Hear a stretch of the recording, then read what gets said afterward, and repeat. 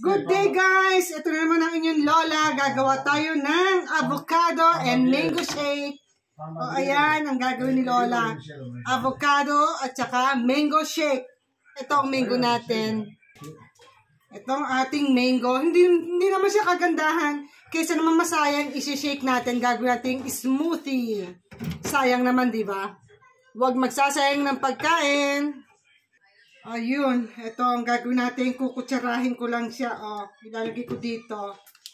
And then, lagyan ko siya ng konting fresh milk, smoothie ang labas niyan, mango and avocado.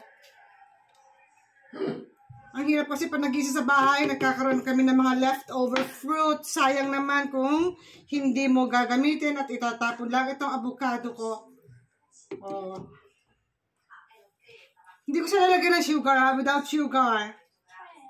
Doon sa may mga gusto ng sugar, lagyan nyo, why not coconut? Sundin nyo kung saan kayo masaya at maligaya. Ako, masaya ako kahit walang sugar.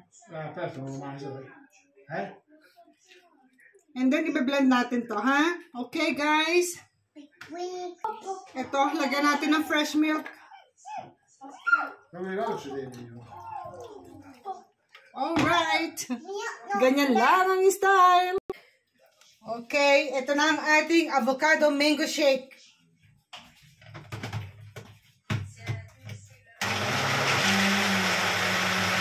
Ganyan, very simple.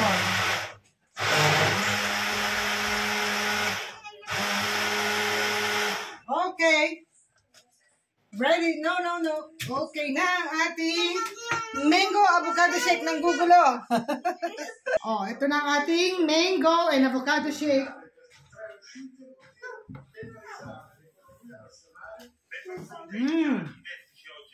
Ang sarap.